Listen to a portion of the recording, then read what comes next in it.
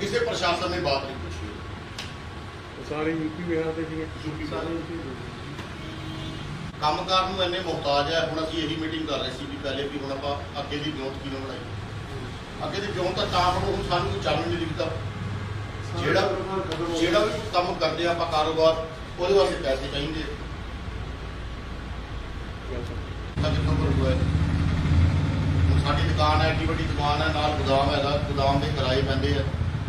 ਹੁਣ ਮਜਬੂਰੀ ਦੇ ਵਿੱਚ ਚਾਹ ਦਾ ਅੱਡਾ ਖੋਲ੍ਹਣਾ ਪੈ ਰਿਹਾ ਵੀ ਚੱਲ ਕੁਛ ਨਾ ਕੁਛ ਤਾਂ ਕਰਾਂਗੇ, ਕੁਛ ਨਾ ਕੁਛ ਤਾਂ ਨਿਕਲੂਗਾ। पर काम है नहीं।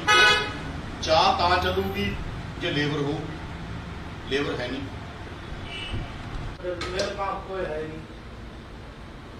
दीपक सर मैंने पानी का 4800 बिल भी आया है। ਫਿਰ ਹੁਣ ਪਾਣੀ ਦੇ ਬਿੱਲ ਅਸੀਂ ਕਿੱਥੋਂ ਭਰਾਂਗੇ ਜੀ? ਸਾਡੇ ਕੋਲ ਕਿੰਨਾ ਕੁ ਜੁਗਾੜ ਹੈ ਦੱਸੋ। ਜਿਹੜੀ ਕਮਾਈ ਸਾਨੂੰ ਅਸੀਂ ਲਿਖਣ ਨੂੰ ਅਸੀਂ ਕੈਟਰਿੰਗ ਵਾਲੇ ਜ਼ਰੂਰ ਆ, ਪਰ ਸਾਡੇ ਖਰਚੇ ਬਹੁਤ ਹੈ।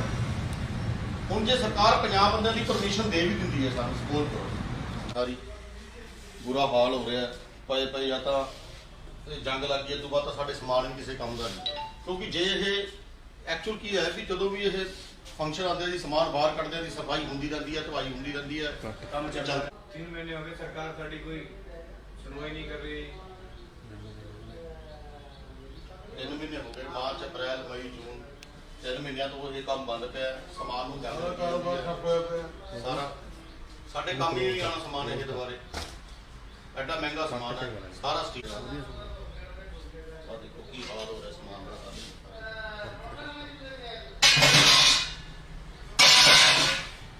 ਸਾਰਾ ਹੋ ਗਿਆ बुरा हाल हो गया जी सारे सामान का। किसी की कारोबार चल नहीं रहे। ਟੁੱਟਿਆ ਹੋਇਆ ਸਾਰਾ।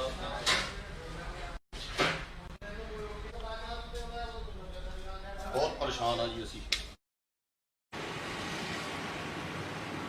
ਕਰੋਨਾ ਮਹਾਮਾਰੀ ਤੋਂ ਬਚਣ ਵਾਸਤੇ ਕੇਂਦਰ ਤੇ ਪੰਜਾਬ ਸਰਕਾਰ ਵੱਲੋਂ ਜਿਹੜਾ ਕਰਫਿਊ ਲਾਇਆ ਗਿਆ ਸੀਗਾ ਤੇ ਲਾਕਡਾਊਨ ਰਿਹਾ ਹੈ, ਇਸ ਲਾਕਡਾਊਨ ਤੇ ਕਰਫਿਊ ਨੇ ਲੋਕਾਂ ਦਾ ਕਾਰੋਬਾਰ ਠੱਪ ਕਰਕੇ ਰੱਖ ਦਿੱਤਾ।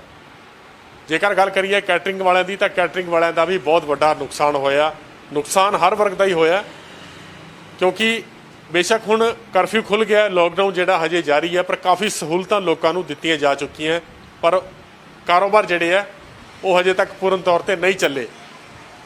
ਪੰਜਾਬ ਦੀ ਸਰਕਾਰ ਨੇ ਵਿਆਹ ਕਰਨ ਵਾਸਤੇ 50 ਬੰਦਿਆਂ ਦੀ ਪਰਮਿਸ਼ਨ ਦੇ ਦਿੱਤੀ ਹੈ, ਪਰ ਨਾ ਤਾਂ ਰੈਸਟੋਰੈਂਟ ਖੁੱਲ੍ਹੇ ਆ ਤੇ ਨਾ ਹੀ ਕੈਟਰਿੰਗ ਦਾ ਕੰਮ ਸ਼ੁਰੂ ਹੋਇਆ। ਅਸੀਂ ਇਸ ਵਕਤ ਬਠਿੰਡਾ ਦੇ ਕੈਟਰਿੰਗ ਵਾਲਿਆਂ ਕੋਲ ਮੌਜੂਦ ਹੈ, ਉਹਨਾਂ ਨਾਲ ਗੱਲ ਕਰਦੇ ਹਾਂ। ਵੱਡਾ ਨੁਕਸਾਨ ਹੋਇਆ। ਜਿਹੜੀ ਲੇਬਰ ਇਹਨਾਂ ਕੋਲੇ ਕੰਮ ਕਰਦੀ ਸੀ, ਜਿਹੜੇ ਵੇਟਰ ਕੰਮ ਕਰਦੇ ਸੀਗੇ, ਉਹ ਸਾਰੇ ਬਾਹਰ ਚਲੇ ਗਏ ਆ ਤੇ ਜਿਹੜੇ ਹੁਣ ਇੱਥੇ ਕਾਰੋਬਾਰ ਕਰਦੇ ਆ ਤਾਂ ਮਜਬੂਰੀ 'ਚ ਉਹਨਾਂ ਨੂੰ ਕੈਟਰਿੰਗ ਦਾ ਕੰਮ ਜਿਹੜਾ ਬੰਦ ਹੋਣ ਕਰਕੇ ਚਾਹ ਦੀ ਦੁਕਾਨ ਖੋਲ੍ਹਣੀ ਪੈ ਰਹੀ ਹੈ। ਕੋਈ ਜੂਸ ਵੇਚ ਰਿਹਾ ਤੇ ਕੋਈ ਵਿਹਲਾ ਘਰ ਬੈਠਾ। ਗੱਲ ਕਰਦੇ ਆ ਸਾਡੇ ਨਾਲ ਦੀਪਕ ਕੈਟਰਿੰਗ ਵਾਲੇ ਆ, ਉਹਨਾਂ ਨਾਲ ਗੱਲ ਕਰਦੇ ਆ। ਦੀਪਕ ਜੀ, ਕਾਫੀ ਲੰਬੇ ਟਾਈਮ ਤੋਂ ਤੁਸੀਂ ਕੰਮ ਕਰ ਰਹੇ ਹੋ, ਕੈਟਰਿੰਗ ਦਾ ਕੰਮ ਕਰ ਰਹੇ ਹੋ। ਇਹ ਕਰੋਨਾ ਮਹਾਮਾਰੀ ਦਾ ਸੰਕਟ ਸਾਰੇ ਦੇਸ਼ ਤੇ ਪਿਆ, ਵਿਦੇਸ਼ਾਂ 'ਚ ਵੀ ਪੂਰੀ ਦੁਨੀਆ ਤੇ ਸੰਕਟ ਆਇਆ। ਤੁਹਾਡਾ ਕਾਰੋਬਾਰ ਕਿੱਦਾਂ ਠੱਪ ਹੋ ਗਿਆ ਸਾਰਾ? ਕੁਝ ਲੱਗ ਰਿਹਾ ਕੋਈ ਕਰਫਿਊ ਖੁੱਲ੍ਹ ਗਿਆ, ਕੁਝ ਥੋੜਾ ਬਹੁਤ ਕੰਮ ਚੱਲਣ ਦੀ ਸੰਭਾਵਨਾ ਕਿ ਨਹੀਂ ਹੈ? ਨਹੀਂ, ਕੋਈ ਸੰਭਾਵਨਾ ਸਾਨੂੰ ਤਾਂ ਅੱਗੇ ਦਿਖਦੀ ਨਹੀਂ ਗੀ, ਕਿਉਂਕਿ ਸਾਡਾ ਕੰਮ ਰਸ਼ ਤੇ ਡਿਪੈਂਡ ਹੈ। ਜਿੰਨਾ ਰਸ਼ ਵਧੂਗਾ ਸਾਡਾ ਕੰਮ ਉਹਨਾਂ ਵੱਧ ਚੱਲੂਗਾ। ਹੁਣ ਜੇਕਰ 50 ਬੰਦਿਆਂ ਦੀ ਪਰਮਿਸ਼ਨ ਦੇ ਵੀ ਦਿੱਤੀ ਤਾਂ ਉਹ ਇੱਕ ਛੋਟਾ ਜਿਹਾ ਇੱਕ ਕੰਮ ਦੇ ਉੱਪਰ ਸਾਨੂੰ ਕੋਈ ਕੈਟਰਿੰਗ ਵਾਲਿਆਂ ਨੂੰ ਕੋਈ ਅਲਾਉ ਨਹੀਂ ਕਰੂਗਾ, ਨਾ ਹੀ ਸਾਡੇ ਨਾਲ ਕੋਈ ਕੰਟੈਕਟ ਕਰੂਗਾ। ਸਾਡੇ ਨਾਲ ਜਦ ਤੱਕ ਕੰਟੈਕਟ ਨਹੀਂ ਕਰਦੇ, 50 ਬੰਦਿਆਂ ਦੀ ਕੈਟਰਿੰਗ ਸਾਡੀ ਵੈਸੇ ਹੀ ਮਹਿੰਗੀ ਪੈਣੀ ਹੈ। ਸਾਡੀ ਤਾਂ ਕੈਟਰਿੰਗ ਹੈ ਜਿਹੜੀ 500 ਬੰਦੇ ਤੱਕ, 300 ਬੰਦੇ ਤੱਕ, 300 ਬੰਦੇ ਤੋਂ ਉੱਪਰ, 500 ਬੰਦੇ ਤੋਂ ਉੱਪਰ ਦੀ ਕਾਮਯਾਬ ਰਹਿੰਦੀ ਹੈ ਜੀ। 50 ਬੰਦਿਆਂ ਤੱਕ ਤਾਂ ਸਾਡੇ ਨਾਲ ਨਾ ਕੋਈ ਕੰਟੈਕਟ ਕਰੇ, ਨਾ ਸਾਡੇ ਵੱਲ ਕੋਈ ਦੇਖੇ। ਇਹ ਤਾਂ ਸਿਰਫ ਨਹੀਂ, ਹੁਣ ਤੁਸੀਂ ਜਿਵੇਂ ਕੈਟਰਿੰਗ ਦਾ ਕੰਮ ਕਰ ਰਹੇ ਸੀ, ਕੰਮ ਬੰਦ ਹੋ ਗਿਆ, ਖਰਚਾ ਲਗਾਤਾਰ ਜਾਰੀ ਹੈ, ਬਿੱਲ ਵੀ ਆ ਰਹੇ ਆ, ਬਿਲਕੁਲ ਆ ਰਿਹਾ। ਤੇ ਫਿਰ ਚਾਹ ਦੀ ਦੁਕਾਨ ਕਿਵੇਂ ਨਹੀਂ ਹੱਲ ਤਾਂ ਖੋਲੀ? ਫਿਰ ਸਾਡੇ ਕੋਲ ਹੱਲ ਕੀ ਹੈ ਜੀ? ਹੁਣ ਐਡੀ ਵੱਡੀ ਦੁਕਾਨ ਹੈ ਜੀ, ਉਹਦਾ ਕਿਰਾਇਆ ਵੀ ਪੈਂਦਾ ਹੈ। ਹੁਣ 3 ਮੁਲਾਜ਼ਮ ਮੇਰੇ ਨਾਲ ਜੁੜੇ ਹੋਏ ਆ ਜਿਹੜੇ ਪਰਮਾਨੈਂਟ ਮੇਰੇ ਨਾਲ ਕੰਮ ਕਰਦੇ ਆ। ਹੁਣ ਉਹਨਾਂ ਦਾ ਪਰਿਵਾਰ ਵੀ ਮੈਂ ਦੇਖਣਾ। ਹੁਣ ਜੇ ਕੈਟਰਿੰਗ ਦਾ ਕੰਮ ਨਹੀਂ ਚੱਲੂਗਾ ਤਾਂ ਹੁਣ ਸਾਨੂੰ ਕੋਈ ਨਾ ਕੋਈ ਤਾਂ ਹੱਲ ਕਰਨਾ ਹੀ ਪੈਣਾ। ਹੁਣ ਠੰਡਿਆਂ ਦੀ ਸੇਲ ਲਾ ਰੱਖੀ ਹੈ ਜੀ, ਗਰਮੀ ਦਾ ਸੀਜ਼ਨ ਹੈ, ਚਲੋ ਕੁਛ ਨਾ ਕੁਛ ਤਾਂ ਸਾਡੇ ਪੱਲੇ ਆਊਗਾ। ਕੁਛ ਉਧਰੋਂ ਚਾਹ ਦਾ ਅੱਡਾ ਲਾ ਲਿਆ ਜੀ, ਵੀ ਚਾਹ ਦਾ ਚਲੋ ਚਾਹ ਵੇਚ ਕੇ ਕੁਛ ਹੁਣ 2 ਮੁਲਾਜ਼ਮ ਆ, ਉਹ ਚਾਹ ਵੇਚ ਕੇ ਥੋੜ੍ਹਾ ਮੋਟਾ ਗੁਜ਼ਾਰਾ ਕਰ ਲੈਣਗੇ, ਪਰ ਲੇਬਰ ਹੈ ਨਹੀਂ, ਚਾਹ ਵੀ ਕਿੱਥੋਂ ਵਿਕੂਗੀ? ਚਾਹ ਤਾਂ ਲੇਬਰ ਤਬਕਾ ਜ਼ਿਆਦਾ ਪੀਂਦਾ। ਬਾਕੀ ਰਹਿ ਗਈ ਠੰਡੀ ਦੀ ਸੇਲ। ਠੰਡੀ ਦੀ ਸੇਲ ਸਾਡੇ ਕੋਲ ਬ੍ਰਾਂਡ ਹੈਗੇ ਜਿਹੜਾ ਕੈਂਪਾ ਦਾ, ਇਹ ਸਸਤਾ ਕਰਕੇ ਥੋੜ੍ਹਾ ਮੋਟਾ ਵੇਚੀ ਜਾ ਰਹੇ ਆ ਤੇ ਲੋਕ ਲੈ ਰਹੇ ਆ ਜੀ। ਬੜੀ ਔਖੀ ਜੀ ਜ਼ਿੰਦਗੀ ਹੋ ਗਈ ਹੈ ਸਾਰਿਆਂ ਦੀ, ਕਿਉਂਕਿ ਜਿਵੇਂ ਹੁਣ ਤੁਸੀਂ ਏਸੀ ਦਫ਼ਤਰ ਤੁਹਾਡਾ ਵਧੀਆ ਬਣਿਆ, ਕਾਰੋਬਾਰ ਤੁਹਾਡਾ ਵਧੀਆ ਕੰਮ ਚੱਲਦਾ ਸੀਗਾ, ਇੱਕੋ ਦਮ ਆਪਾਂ ਕਹਿ ਸਕਦੇ ਹਾਂ ਅਰਸ਼ ਤੋਂ ਫਰਸ਼ ਤੇ ਆ ਗਏ ਹੋ। ਕਿੰਨੀ ਕੁ ਮੁਸ਼ਕਲਾਂ ਕਿੰਨੀਆਂ ਹੋਈਆਂ? ਅਸੀਂ ਏਸੀ 'ਚ ਬੈਠਣ ਵਾਲੇ ਅੱਜ ਪੱਖੇ ਥੱਲੇ ਖੜੇ ਹਾਂ, ਸਾਡੀ ਮਜਬੂਰੀ ਹੈ। ਅਸੀਂ ਏਸੀ ਦਾ ਬਿੱਲ ਵੀ ਨਹੀਂ ਭਰ ਸਕਦੇ, ਏਸੀ ਸਾਡਾ ਬੰਦ ਪਿਆ, ਜਦੋਂ ਮਰਜ਼ੀ ਚੈੱਕ ਕਰ ਲਿਓ। ਨਹੀਂ ਤਾਂ ਹਰ ਗਰਮੀਆਂ ਦੇ ਵਿੱਚ ਸਾਡਾ ਏਸੀ ਚਲਾਉਣ, ਅਸੀਂ ਸਵੇਰੇ ਏਸੀ ਔਨ ਕਰਦੇ ਸੀ, ਸ਼ਾਮ ਨੂੰ ਬੰਦ ਕਰਦੇ ਸੀ, ਪਰ ਹੁਣ ਸਾਡੀ ਇੰਨੀ ਹੈਸੀਅਤ ਵੀ ਹੈ ਨਹੀਂ ਵੀ ਅਸੀਂ ਏਸੀ ਥੱਲੇ ਬਹਿ ਸਕੀਏ। ਅਸੀਂ ਪੱਖੇ ਥੱਲੇ ਬਹਿ ਕੇ ਆਪਦਾ ਗੁਜ਼ਾਰਾ ਕਰੀ ਜਾ ਰਹੇ, ਮਜਬੂਰੀ ਹੈ, ਕੀ ਕਰੀਏ। ਹੁਣ ਬਿਜਲੀ ਦੇ ਬਿੱਲ ਐਡੇ ਆਏ ਹੋਏ ਆ, 3 ਮਹੀਨੇ ਪੂਰਾ ਕਾਰੋਬਾਰ ਬੰਦ ਰਿਹਾ, ਪੈਸੇ ਦੀ ਆਮਦਨ ਹੈ ਨਹੀਂ ਗੀ, ਬਿਜਲੀ ਦੇ ਬਿੱਲ ਵੀ ਭਰਨੇ ਆ, ਆਪਦੀ ਇੱਜ਼ਤ ਵੀ ਬਚਾਉਣੀ ਆ, ਮੁਲਾਜ਼ਮਾਂ ਦੇ ਘਰ ਵੀ ਚਲਾਉਣੇ ਆ। ਹੁਣ ਕੋਈ ਨਾ ਕੋਈ ਤਾਂ ਅਲਟਰਨੇਟਿਵ ਕਰਨਾ ਹੀ ਪੈਣਾ ਸਾਨੂੰ। ਜਿਵੇਂ ਹੁਣ ਤੁਸੀਂ ਕੈਟਰਿੰਗ ਦਾ ਕੰਮ ਕਰ ਰਹੇ ਹੋ, ਕਾਫੀ ਵੱਡੀ ਟੀਮ ਹੁੰਦੀ ਹੈ ਕੈਟਰਿੰਗ ਦੀ, ਵੇਟਰ ਹੋ ਗਏ, ਕਿੰਨਾ ਪ੍ਰਭਾਵਿਤ ਹੋਇਆ ਇਹ ਜਿਹੜਾ ਕੰਮ ਹੈਗਾ? ਜਿਹੜੇ ਵੇਟਰ ਹੈ ਉਹ ਕਿਵੇਂ ਆਪਣਾ ਗੁਜ਼ਾਰਾ ਚਲਾ ਰਹੇ ਆ? ਸਰ 500 ਬੰਦੇ ਮਗਰ ਤਕਰੀਬਨ 180 ਤੋਂ ਲੈ ਕੇ 200 ਬੰਦੇ ਦਾ ਸਟਾਫ ਹੁੰਦਾ, ਜਿਹਦੇ ਵਿੱਚ 80 ਤੋਂ 100 ਤਾਂ ਵੇਟਰ ਹੀ ਹੁੰਦਾ ਜੀ, ਜਿਹੜਾ ਕਿ ਸਰਵਿਸ 20-25 ਬੰਦੇ ਝੂਠ ਚੱਕਣ ਵਾਲੇ, 10-15 ਬੰਦੇ ਸਫਾਈ ਵਾਲੇ, 60 ਕੁ ਬੰਦੇ ਸਰਵਿਸ ਤੇ ਜਿਵੇਂ ਹੁਣ ਸਨੈਕਸ ਬਣਾਉਣ ਵਾਲੇ ਆ 15 ਕੁ ਬੰਦੇ ਹੁੰਦੇ ਆ ਜਿਹੜੇ ਸਿਰਫ ਬਣਾਉਂਦੇ ਆ, ਤੇ ਹਲਵਾਈ ਹੁੰਦੇ ਆ ਜਿਨ੍ਹਾਂ ਨੇ ਸਬਜ਼ੀਆਂ ਬਣਾਉਣੀਆਂ ਹੁੰਦੀਆਂ, 12 ਤੋਂ 15 ਬੰਦੇ ਹਲਵਾਈ ਦੇ ਹੁੰਦੇ ਆ ਜੀ। ਸਟਾਲਾਂ ਲੱਗਦੀਆਂ 8, 9, 10, 20 ਕੁ ਬੰਦੇ ਸਟਾਲਾਂ ਦੇ ਹੁੰਦੇ ਆ। ਫਰੂਟ ਦੀ ਸਟਾਲ ਲੱਗਦੀ ਆ, 7-8 ਬੰਦੇ ਫਰੂਟ ਵਾਲੇ ਹੁੰਦੇ ਆ। ਕੋਈ ਕੌਫੀ ਵਾਲਾ ਹੋ ਗਿਆ, ਪਾਣੀ ਪਿਲਾਉਣ ਵਾਲਾ ਹੋ ਗਿਆ। ਤਕਰੀਬਨ 200 ਬੰਦਿਆਂ ਦਾ ਸਟਾਫ ਹੁੰਦਾ ਤੇ 200 ਬੰਦਿਆਂ ਦੇ ਮਗਰ ਇੱਕ ਬੰਦੇ ਮਗਰ 5 ਬੰਦੇ ਉਹਦੇ ਪਰਿਵਾਰ ਦੇ ਹੁੰਦੇ ਆ, ਤੇ 1000 ਬੰਦਾ ਇੱਕ ਫੰਕਸ਼ਨ ਤੋਂ ਪਲਦਾ। ਇੱਕ ਫੰਕਸ਼ਨ ਤੋਂ 1000 ਬੰਦੇ ਦਾ ਘਰ ਚੱਲਦਾ, 1000 ਬੰਦਾ ਰੋਟੀ ਖਾਂਦਾ। ਹਜੇ ਉਹ ਸਪਲਾਇਰ ਆਡਾ ਜੀ ਵਾਲਾ ਸਪਲਾਇਰ ਹੈ, ਦੁੱਧ ਗੱਡੀਆਂ ਜਿਵੇਂ ਉਹ ਉਹਨਾਂ ਦੀ ਰੋਟੀ ਚੱਲਦੀ ਹੈ, ਕਾਨੇ ਵਾਲੇ ਹੋ ਗਏ, ਹਾਂਜੀ, ਤੇ ਲੱਕੜ ਕੋਲੇ ਵਾਲੇ ਹੋ ਗਏ, ਸਭ ਦਾ ਹੀ ਕੰਮ ਬੰਦਾ ਪਿਆ ਜੀ। ਬਿਲਕੁਲ ਇਹ ਜੇ ਇੱਕ ਵਿਆਹ, ਮੈਂ ਦੱਸਾਂ ਜੀ, ਇੱਕ ਵਿਆਹ ਦੀ ਇਕੋਨਮੀ ਜਿਹੜੀ ਹੈ, ਜੇ ਉਹ ਇੱਕ ਵਿਆਹ ਹੁੰਦਾ ਬਾਜ਼ਾਰ ਦੇ ਵਿੱਚ ਘੱਟੋ ਘੱਟ ਉਸ ਵਿਆਹ ਦੇ ਹਿਸਾਬ ਨਾਲ 6 ਤੋਂ 7 ਲੱਖ ਰੁਪਇਆ ਬਾਜ਼ਾਰ ਦੇ ਵਿੱਚ ਆਉਂਦਾ। ਜੇ ਹੁਣ ਇੱਕ ਵਿਆਹ ਦੀ ਆਪਾਂ ਇੱਕ ਗੱਲ ਕੀਤੀ ਹੈ, ਜੇ ਮਹੀਨੇ ਦੇ ਵਿੱਚ 100 ਵਿਆਹ ਹੋਣ ਤਾਂ 7 ਕਰੋੜ ਰੁਪਇਆ ਘੱਟੋ ਘੱਟ ਬਾਜ਼ਾਰ ਦੇ ਵਿੱਚ ਆਵੇ। ਜਿਹੜੀ ਸਾਰਾ ਹੀ ਕਰੋੜਾਂ ਦਾ ਨੁਕਸਾਨ ਹੋਇਆ। ਹੁਣ ਤੁਹਾਡਾ ਕੰਮ ਵਧੀਆ ਚੱਲ ਰਿਹਾ ਸੀ, ਤੁਸੀਂ ਮਜਬੂਰੀ ਦੇ ਵਿੱਚ ਆ ਗੋਲ ਗੱਪੇ ਅਸੀਂ ਦੇਖ ਰਹੇ ਹਾਂ, ਇਹ ਗੋਲ ਗੱਪਿਆਂ ਦਾ ਕੰਮ ਵੀ ਤੁਸੀਂ ਸ਼ੁਰੂ ਕੀਤਾ? ਅਸੀਂ ਸ਼ੁਰੂ ਕੀਤਾ ਸੀ ਸਰ, ਪਰ ਗਾਹਕ ਨਹੀਂ ਪਿਆ, ਅਸੀਂ ਚੱਕ ਕੇ ਬੰਦ ਕਰਤਾ। ਹੋਰ ਕੀ ਕਰੀਏ ਜੀ। ਫਿਰ ਚਾਹ ਦਾ ਅੱਡਾ ਲਾਇਆ ਜੀ। ਹੁਣ ਚਾਹ ਦਾ ਕੰਮ ਹੌਲੀ ਚੱਲੀ ਜਾਂਦਾ ਥੋੜਾ ਮੋਟਾ, ਪਰ ਇੰਨਾ ਕੋਈ ਖਾਸ ਰਿਸਪੌਂਸ ਨਹੀਂ ਆ।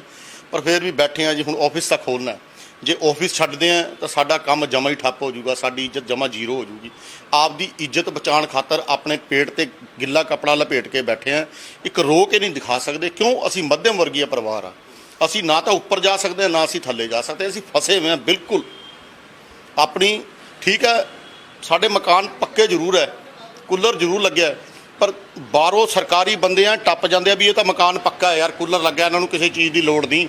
ਪਰ ਸਾਡੇ ਅੰਦਰ ਝਾਕ ਕੇ ਤਾਂ ਦੇਖੋ, ਸਾਡੇ ਅੰਦਰ ਹੈ ਕੀ? ਅਸੀਂ ਜਮਾ ਖੋਖਲੇ ਹਾਂ, ਅੰਦਰ ਕੁਝ ਨਹੀਂ ਹੈ ਸਾਡੇ ਕੋਲ। ਬਿਲਕੁਲ ਮੀਡੀਅਮ ਕਲਾਸ ਬੰਦੇ ਦੀ ਇਹੀ ਦਸ਼ਾ ਹੈਗੀ, ਬਹੁਤ ਵੱਡੀ ਮਾਰ ਪਈ ਹੈ ਸਾਰਿਆਂ ਨੂੰ। ਤੁਸੀਂ ਤੁਹਾਡੇ ਅੰਦਰ ਵੇਟਰ ਜਿਹੜੇ ਕੰਮ ਕਰਦੇ ਆ ਕੈਟਰਿੰਗ ਦੇ ਨਾਲ ਹੀ ਅਟੈਚ ਹੋ, ਤੁਸੀਂ ਕਿੱਦਾਂ ਹੁਣ ਗੁਜ਼ਾਰਾ ਚੱਲ ਰਿਹਾ? ਕਿਉਂਕਿ ਵਿਆਹ ਸ਼ਾਦੀਆਂ ਹਜੇ ਨਹੀਂ ਸ਼ੁਰੂ ਹੁੰਦੀਆਂ, ਜਿਸ ਤਰੀਕੇ ਨਾਲ ਤੁਹਾਡਾ ਕੰਮ ਚੱਲਦਾ ਜਾਂ ਜਿਹੜੀ ਇਨਕਮ ਹੁੰਦੀ ਹੈ ਉਹ ਹਜੇ ਤੱਕ ਨਹੀਂ ਲੱਗ ਰਿਹਾ ਹੋਊਗੀ। ਕਿੰਨਾ ਨੁਕਸਾਨ ਹੋਇਆ? ਜਮਾਂ ਵਿਹਲੇ ਬੈਠੇ ਜੀ, ਸਾਡਾ ਕੋਈ ਕੰਮ ਹੈ ਨਹੀਂ ਜੀ। ਵਿਹਲੇ ਬੈਠ ਕੇ ਬਿਜਲੀ ਦਾ ਬਿੱਲ ਵੀ ਪੇ ਕਰ ਰਹੇ ਜੀ, ਔਰ ਰਾਸ਼ਨ ਦਾ ਵੀ, ਔਰ ਆਪਣਾ ਜਿਵੇਂ ਆਪਣੇ ਵੱਡੇ ਵੀਰ ਠੇਕੇਦਾਰ ਆਪ ਲੇਬਰ ਸਾਡੇ ਕੋਲ ਕੰਮ ਕਰਦੀ ਹੈ ਜੀ।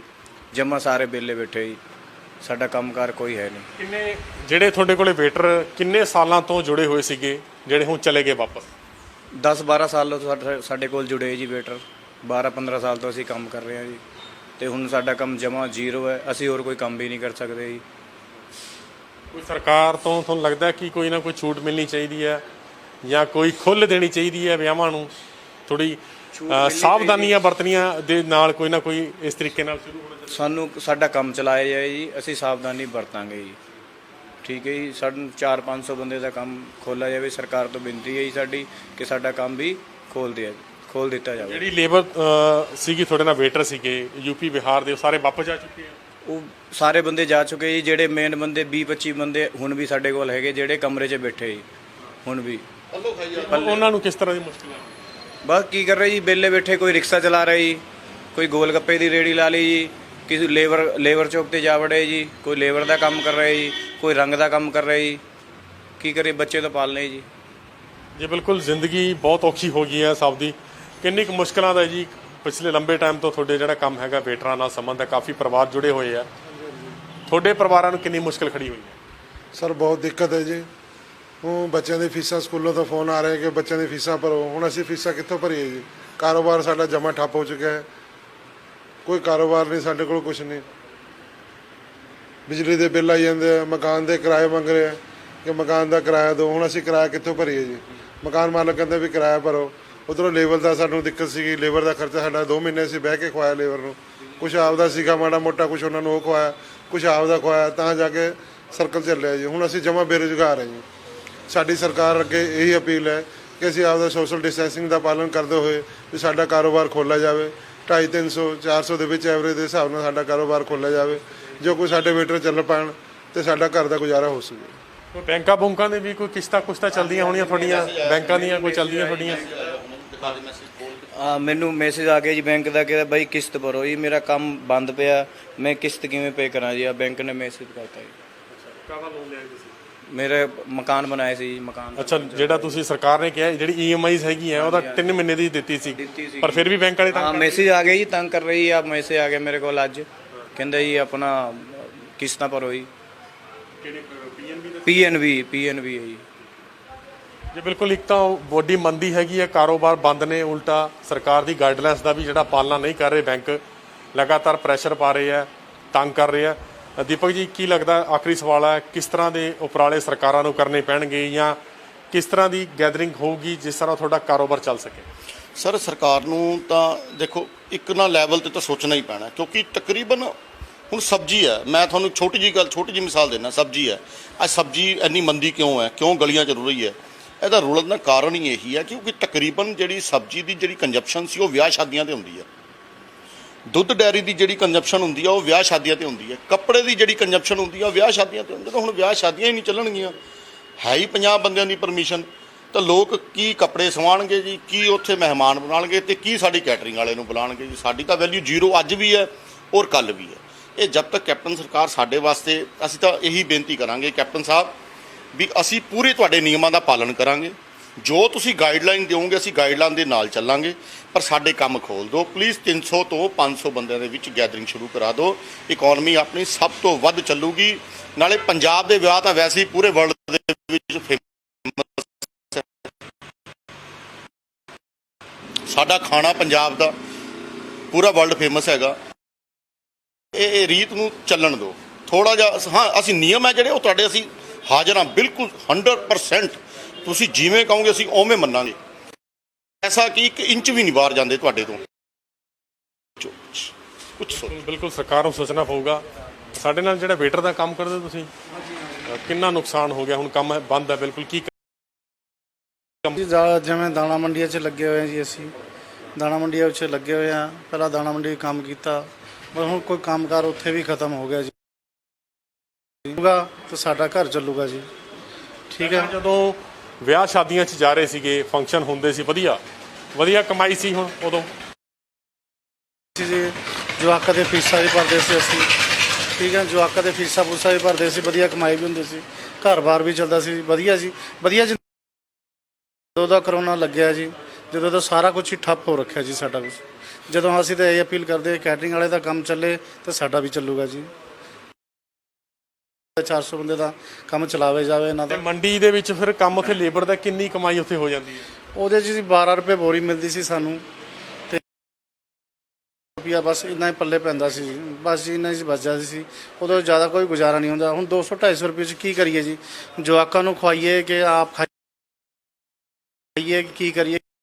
ਜੋ ਕੈਟਰਿੰਗ ਵਾਲੇ ਦਾ ਕੰਮ ਚੱਲੇ ਤਾਂ ਸਾਡਾ ਵੀ ਗੁਜ਼ਾਰਾ ਚੱਲੂਗਾ। 200-250 ਨਾਲ ਕੋਈ ਗੁਜ਼ਾਰਾ ਨਹੀਂ ਹੁੰਦਾ ਜੀ ਸਾਡਾ ਕੋਈ।